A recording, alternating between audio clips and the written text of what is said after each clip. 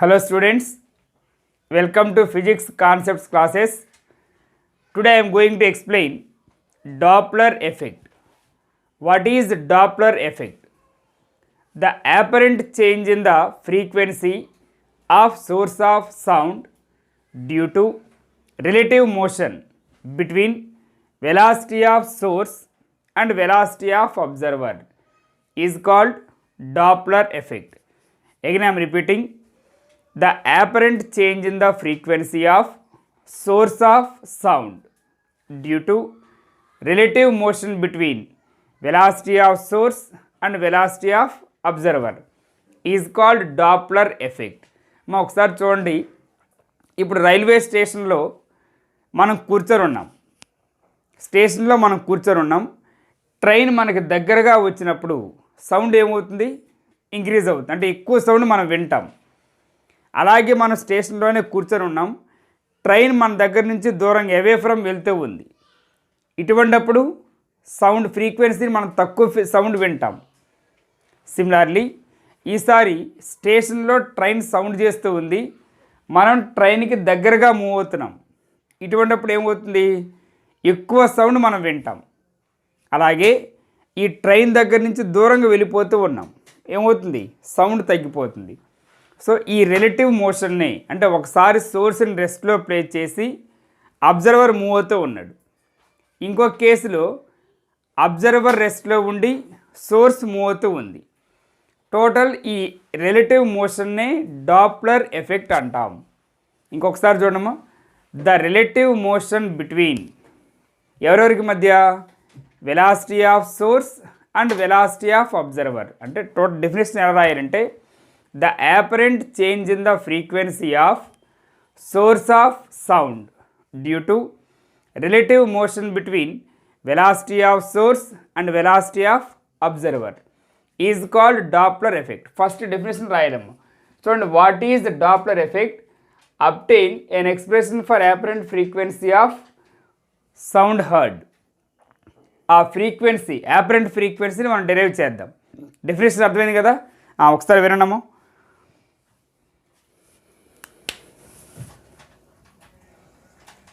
Yes అనేది source అమ్ము, O అనేది observer. Let S be the source and O be the observer. This source emits N waves per second. ఈ source ఏం చేస్తుందంటే ఒక సెకండ్కి ఇలా ఎన్ వేవ్స్ని ఎమిట్ చేస్తూ ఉందమ్మా. This source emits N waves per second, అంటే ఒక సెకండ్కి ఇలా ఎన్ వేవ్స్ని ఎమిట్ చేస్తూ ఉంది. ఓకేనమ్మా. నెక్స్ట్, ఇప్పుడు ఇదంతా వేవ్ కదా, దీనికి వేవ్ లెంత్ ఉంటుంది. ఆ వేవ్ లెంత్ ఎలా వస్తుంది? We know the formula v is equals to n lambda కదమ్మా. v ఈక్వల్స్ టు ఎన్ ల్యాండా అనే ఫార్ములా తెలుసు కదా. దీని నుండి ల్యాండా కావాలమ్మా. ల్యాండా ఈక్వల్స్ ఏమవుతుంది? v by N. సో ఈ టోటల్ వేవ్ లెంత్ ఎంత అంటే v by N.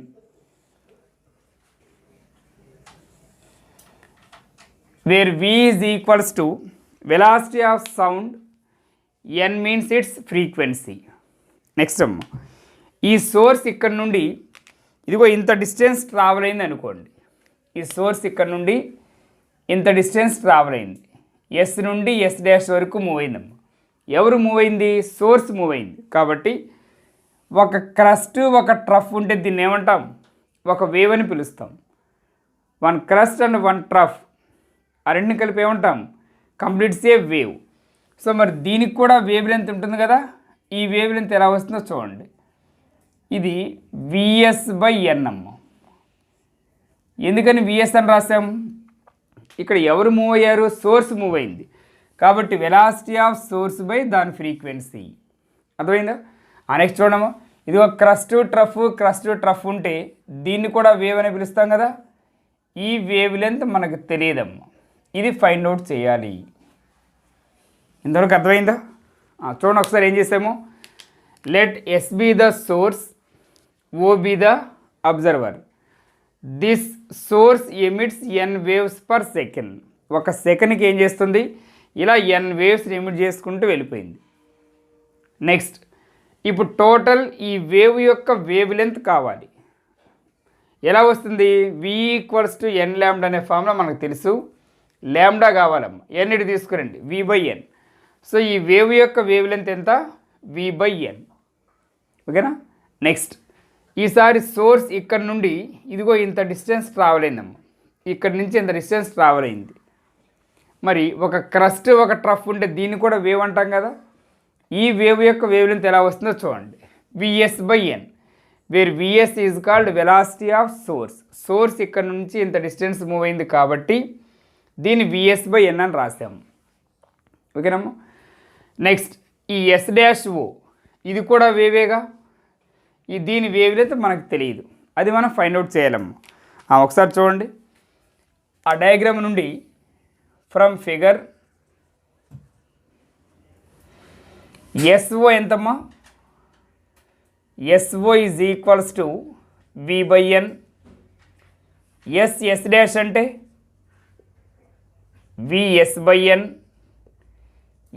S-o distance మనకు తెలియదమ్మా, ఈ S-o డిస్టెన్స్ తెలియదు, ఈ వేవ్ లెంత్ కావాలి. సో తెలియదు కాబట్టి హౌ మచ్. ఇంతవరకు అర్థమైందా? ఇప్పుడు మనకి S-o డిస్టెన్స్ ఎలా వస్తుందో చూడండి. డయాగ్రామ్ నుండి ఈ S-o చూడం, ఈ లెంత్ కావాలి. ఎలా వస్తుంది? ఈ టోటల్ లెంత్ SOలో నుండి S-ని సబ్ట్రాక్ట్ చేస్తే S-o వస్తుందా? అదే రాయండి. So S-o is equals to total SO minus S-. ఏమైనా డౌట్ ఉందా? నెక్స్ట్, S-o అంటే ఎంత? ల్యాండా డాష్. SO అంటే v/n. S అంటే vs/n. డినామినేటర్ సేమ్ ఉంటే చూడండి ఏమి రాస్తాము? v minus vs/n.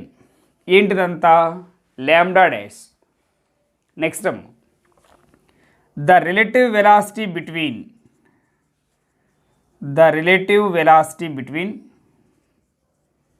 ఎవరెవరికి మధ్య? Velocity of source, velocity of sound అంటే వీకి, and velocity of observer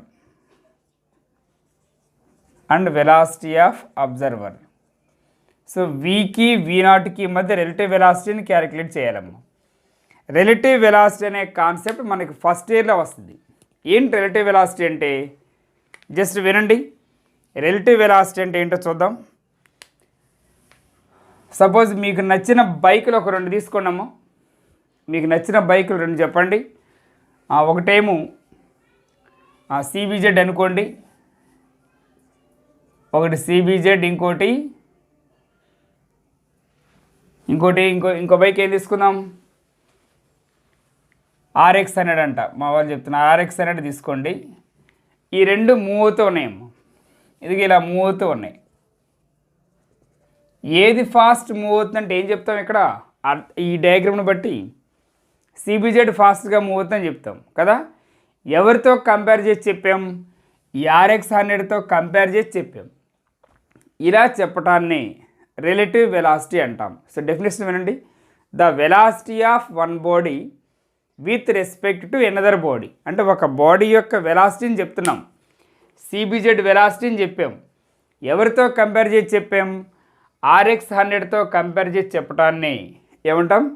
relative velocity.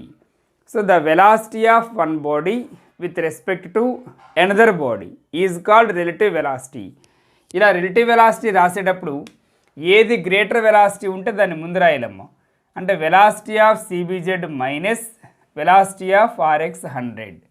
ఏది గ్రేటర్ వెలాసిటీ ఉంటే దాన్ని ముందు రాయాలి. అర్థమైందా? సో ఒక బాడీ యొక్క వెలాసిటీని, CBZ వెలాసిటీని చెప్పాం. ఎవరితో కంపేర్ చేసి? RX 100తో కంపేర్ చేసి. ఇలా కంపేర్ చేసి చెప్పడాన్నే రిలేటివ్ వెలాసిటీ అంటాం. ఇప్పుడు మన టాపిక్ రండి. The relative velocity between velocity of sound and velocity of observer. Velocity of sound ఎక్కువ ఉంటుందా, అబ్జర్వర్ వినే సౌండ్ ఎక్కువ ఉంటుందా? వెలాసిటీ ఆఫ్ సౌండ్ ఎక్కువ. సో దీన్ని v' అనుకోండమ్మా.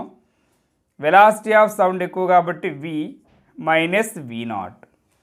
ఇంతవరకు అర్థమైందా? Next, next we know that v is equals to n lambda. v dash can be written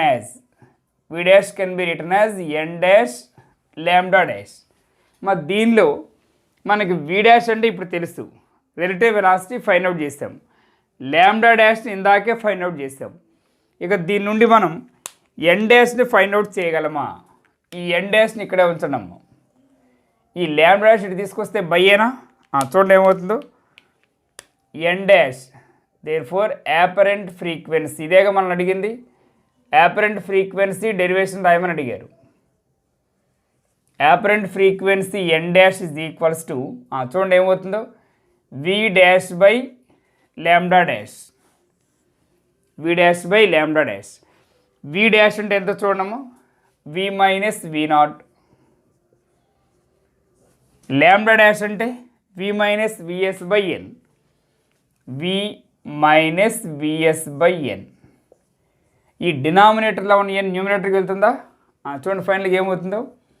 therefore apparent frequency n dash is equals to v minus v naught by v minus v s into n. ఇదమ్మా, ఇది యాపరెంట్ ఫ్రీక్వెన్సీకి formula. First definition అడిగారు, Doppler effect definition ఏంటని. ఆ తర్వాత apparent ఫ్రీక్వెన్సీని find out చేయటం. ఇదంతా రాయాలి మనం, డయాగ్రామ్ డెరివేషన్ అంతా రాయాలి. ఆ తర్వాత దీనిలో ఒక కేసుని అది ప్రూవ్ చేద్దాం. ఇంతవరకు అర్థమైందా? నోట్ చేయండి దీన్ని. నెక్స్ట్ చూడమ్మా, దీనిలో ఒక కేసు అడిగారు. When source is in motion, observer is at rest. అంటే అబ్జర్వర్ రెస్ట్లో ఉన్నాడు, సోర్స్ మాత్రమే, మీన్స్ ట్రైన్ మాత్రమే మూవ్ అవుతూ ఉంది. చూడండి దీనిలో మరలా 2 కేసెస్ ఉంటాయి. అంటే అబ్జర్వర్ మీన్స్ మనమని జస్ట్ ఇమాజిన్ చేసుకోండి. అబ్జర్వర్ రెస్ట్లో ఉన్నాడమ్మ, సోర్స్ మాత్రం అటు ఇటు మూవ్ అవుతూ ఉంది. అంటే అబ్జర్వర్ రెస్ట్లో ఉన్నప్పుడు ఈ సోర్స్ ట్రైన్ అనేది ఒకసారి ఏమో దగ్గరగా వచ్చినప్పుడు ఎలా ఉంటుందో చూడండి, ఇంకొక కేసులో ఈ అబ్జర్వర్ నుంచి దూరంగా వెళ్ళినప్పుడు ఎలా ఉంటుందో చూడండి. ఇప్పుడు జనరల్గా మనం స్టేషన్లో కూర్చొని ఉన్నాం, ట్రైన్ మనకి దగ్గరగా వచ్చినప్పుడు ఏమవుతుంది, సౌండ్ ఎక్కువ అవుతుంది. మన దగ్గర నుండి దూరంగా వెళ్ళేటప్పుడు సౌండ్ తగ్గిపోతుంది. దాన్ని మనం డెరివేషన్ ద్వారా ప్రూవ్ చేసి చూపించాలి. చూడమ్మా, దీనిలో ఫస్ట్ దీనిలో ఏబి అని తీసుకుంటున్నా. First towards the observer. అబ్జర్వర్కి దగ్గరగా వచ్చినప్పుడు ఎలా ఉంటుందో చూడండి. అబ్జర్వర్కి దగ్గరగా వచ్చినప్పుడు ఇది వెలాసిటీ ఆఫ్ సోర్స్ అమ్మ. విఎస్ని వెలాసిటీ ఆఫ్ సోర్స్ అంటాం, విఓని వెలాసిటీ ఆఫ్ అబ్జర్వర్. ఎవరు రెస్ట్లో ఉన్నారో చూడండి. ఎవరు రెస్ట్లో ఉన్నారు? Source is in motion, observer is at rest. Observer రెస్ట్లో ఉన్నాడు కాబట్టి వీడికి వెలాసిటీ ఏమీ లేదు, 0. సోర్స్ మాత్రమే మూవ్ అవుతూ ఉందన్నాం. ఎటు మూవ్ అవుతుంది? Towards the observer. అబ్జర్వర్కి దగ్గరగా. ఇటు చూడమ్మా, ఇది ఆరిజిన్ అనుకోండి, ఇదంతా కోఆర్డినేట్ సిస్టమ్ అయితే ఇటువైపు మొత్తం పాజిటివ్ ఎక్స్ యాక్సిస్, ఈ బ్యాక్ వస్తే నెగిటివ్ ఎక్స్ యాక్సిస్. ఇప్పుడు ఈ సోర్స్ ఎటు మూవ్ అవుతుంది? పాజిటివ్ ఎక్స్ యాక్సిస్ వైపు ట్రావెల్ అవుతూ ఉంది. కాబట్టి మనం ప్లస్ విఎస్ అని తీసుకోవాలి దీన్ని. అర్థమైందమ్మా? రైట్. ఇప్పుడే మనం ఎన్ డాష్ ఫార్ములా ఏంటో ప్రూవ్ చేసాం. Here v naught is equals to 0 and v s is equals to plus v s అని తీసుకోవాలి. దేర్ఫోర్ ఎన్ డాష్కి ఫార్ములా రాయండి. వీ నో దట్ ఏంటమ్మా ఎన్ డాష్కి formula? V minus v naught by v minus v s into n. ఇదే కదా ఇప్పుడు prove చేసింది. ఇప్పుడు ఈ 2 వాల్యూస్ని దీనిలో సబ్స్టిట్యూట్ చేయండి. చూడండి ఏమవుతుందో. వి మైనస్ వి నాట్ అంటే 0, v minus into plus minus v s into n. So ఫైనల్గా n dash equals to v by v minus v s into n. ఇదమ్మా. రైట్. జస్ట్ ఇమాజిన్ చేసుకోండి, ఈ స్టేషన్లో నువ్వు కూర్చొని ఉన్నావు, నీ దగ్గరికి ట్రైన్ వస్తూ ఉంది, సౌండ్ ఏమవుతుంది? ఇంక్రీజ్ అవుతుంది. అదే రాయండి. Therefore the apparent frequency increases. The apparent frequency increases. అర్థమైందేమో. నెక్స్ట్ దీనిలోని ఈసారి మన దగ్గర నుంచి ట్రైన్ దూరంగా వెళ్తూ ఉంటే ఎలా ఉంటుంది. నెక్స్ట్ దీనిలో b away from the observer. దీనిలో second point away from the observer. Observer నుండి దూరంగా మూవ్ అవుతూ ఉంటే ఎలా ఉంటుంది. Same diagram. Velocity of observer, velocity of source. చూడము, సోర్స్ రెస్ట్లో ఉంది కాబట్టి అబ్జర్వర్ రెస్ట్లో ఉన్నాడు కాబట్టి వాడికి వెలాసిటీ 0. ఈసారి సోర్స్ ఎటు మూవ్ అవుతుందో చూడండి. ఇది ఇలా అవే ఫ్రమ్ అన్నాం అంటే ఈ డైరెక్షన్లో మూవ్ అవుతూ ఉంది. ఏం చెప్పాను మీకు ఇప్పుడు, ఇది ఆరిజిన్ అని చెప్పాం. ఇదంతా పాజిటివ్ ఎక్స్ యాక్సిస్. ఇలా బ్యాక్ వెళ్తే నెగిటివ్ ఎక్స్ యాక్సిస్లోకి ఎంటర్ అవుతున్నాడు కాబట్టి -vs అని తీసుకోండి. ఎక్స్ సబ్స్టిట్యూట్ చేసేయడము. హియర్ ఏంటి, here velocity of observer 0, velocity of source ఏమో -vs అని తీసుకోవాలి. మా అర్థమైంది ఎందుకు -vs. నెగిటివ్ ఎక్స్ యాక్సిస్లోకి వెళ్తున్నాడు కాబట్టి -vs. So we know that n డాష్కి ఫార్ములా ఏంటి, v - v0 బై v - vs ఇంటూ ఎన్. ఆ ఎక్స్ సబ్స్టిట్యూట్ చేసేయడము. N dash is equals to v - v0 అంటే 0, v - vs అంటే -vs ఇంటూ ఎన్. ఫైనల్గా n dash equals to v - 0 అంటే v, minus into minus అంటే plus, v plus vs into n. ఇదేమో ఏమవుతుంది, train మన దగ్గర నుండి దూరంగా మూవ్ అవుతూ ఉంటే యాపరెంట్ ఫ్రీక్వెన్సీ ఏమవుతుంది, తగ్గిపోతుంది. Therefore the apparent frequency decreases. ఇదేమో ఇంతవరకు రాస్తే 6 మార్క్సే. దీనికి రిలేటెడ్గా ఇదిగో దీని మీద కానీ దీని మీద కానీ ఒక 2 మార్క్స్ ప్రాబ్లం ఇస్తారు. ఇంతవరకు కంప్లీట్ చేస్తే 8 మార్క్స్. అర్థమైందా? ఈజీ కదా, నోట్ చేసుకోండి.